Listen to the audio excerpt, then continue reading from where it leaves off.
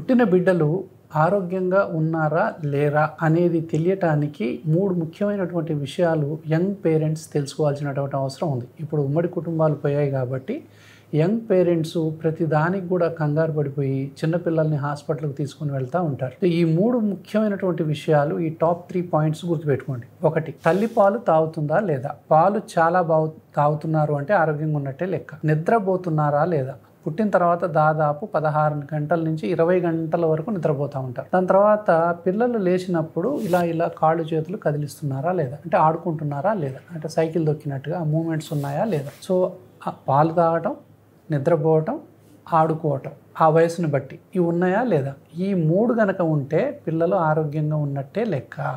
కాబట్టి కంగారు పడిపోయి ప్రతిదానికి హాస్పిటల్కి తీసుకెళ్లాల్సినటువంటి అవసరం లేదు. వ్యాక్సిన్స్ ఉన్నాయి, ఇంకేదన్నా మీకు స్కెడ్యూల్ ఉందంటే అది ఓకే. కానీ పిల్లలు నిద్రపోతుంటే కూడా ఆ మోషన్స్ పోలేదని చెప్పి హాస్పిటల్కి తీసుకుపోతూ ఉంటారు. తల్లిపాల మీద 3-4 రోజులు మోషన్ పోకపోయినా కూడా చిన్నపిల్లలకి ఏం కాదు. అంటే తాగిన పాలు తాగినట్టే డైజెస్ట్ అయిపోతుంటాయి. సో కూర్చోటానికి కూడా ఏం ఉండదు.